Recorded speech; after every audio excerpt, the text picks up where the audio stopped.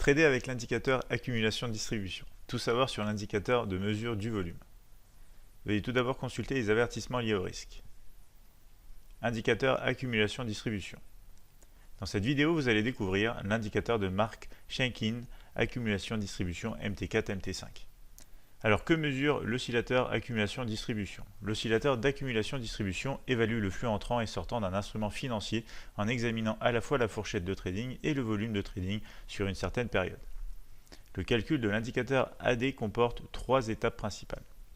Tout d'abord, le CLV qui est égal donc à la clôture moins le point le plus bas moins le point le plus haut moins la clôture, le tout divisé par le plus haut moins le plus bas.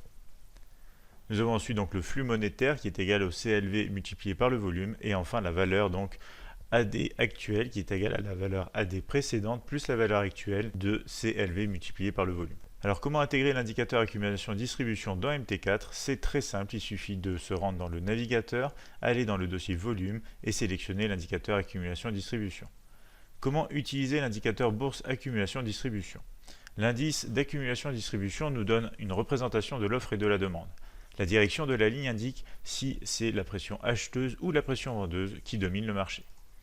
Ainsi, si la ligne AD monte, il y a une tendance acheteuse en place sur le marché. De même, si la ligne AD descend, cela implique que la pression vendeuse contrôle le marché.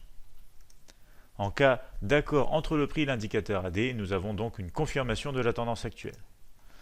Nous allons maintenant parler divergence. Une divergence entre le cours et l'indicateur AD MT4 représente un signal important.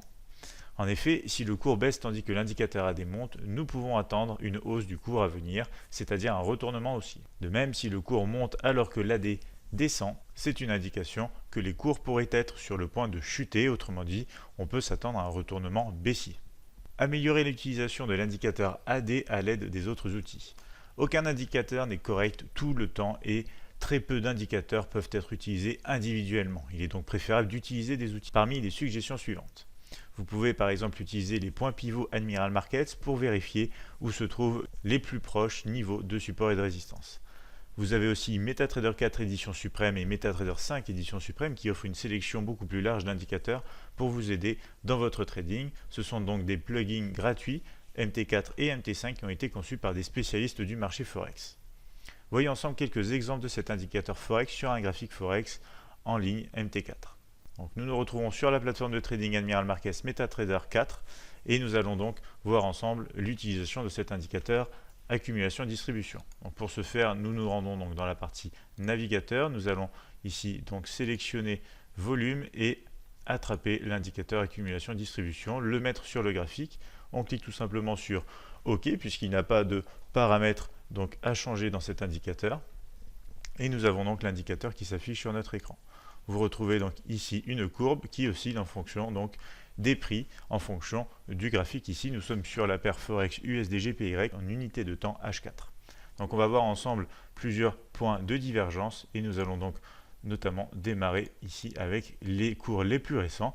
Nous retrouvons donc par exemple ici, si nous zoomons un petit peu plus, voilà, un point qu'on va matérialiser donc avec une ligne verticale ici et un autre point ici et nous retrouvons donc tout simplement une différence entre le prix ici qui stagne, tandis que nous avons ici, si vous reliez donc ces deux points, un indicateur AD donc qui est en train de baisser, donc une divergence entre le cours du prix et les oscillations qu'on voit sur l'indicateur AD. Ici une divergence baissière, ce qui va nous entraîner dans un mouvement à la baisse, comme vous le retrouvez ici sur ce graphique H4, à l'issue de cette divergence ici. Première divergence, donc divergence ici baissière. Nous allons retrouver une autre divergence ici baissière, avec par exemple ici donc un point présent, deux points ici. Vous retrouvez donc le cours qui progresse à la hausse, tandis que nous avons ici, donc si on relie les deux points, l'indice AD qui est quant à lui donc à la baisse, puisque le point donc ici se trouve plus bas que son point précédent.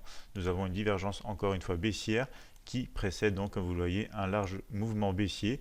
Donc ce sont donc de véritables indications comme quoi le marché pourrait soit continuer dans la tendance de fond, soit tout simplement commencer à se retourner.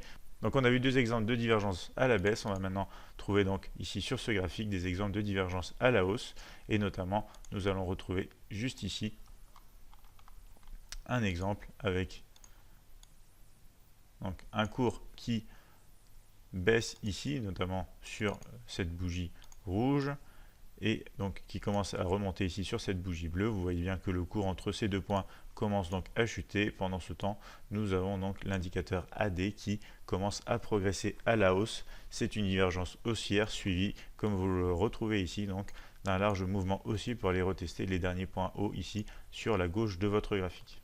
Donc nous retrouvons un autre exemple ici d'une divergence acheteuse ici entre donc le cours que vous retrouvez sur cette bougie rouge et ici sur cette autre bougie rouge.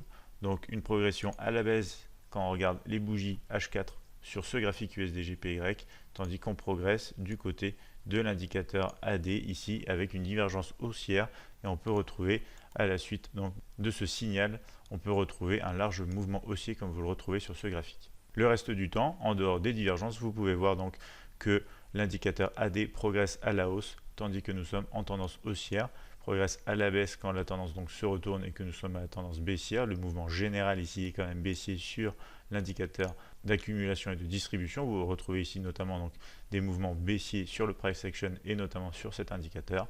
Donc deux phases pour l'utilisation de cet indicateur, à la fois la divergence et le trading en tendance. L'indicateur Forex accumulation-distribution en conclusion.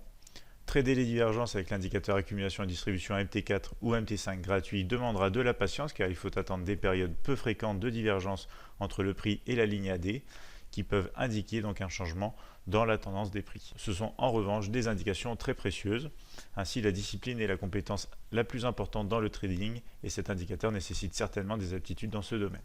Donc n'hésitez pas à nous donner votre avis sur cet indicateur Forex en commentaire ou à l'aide d'un like.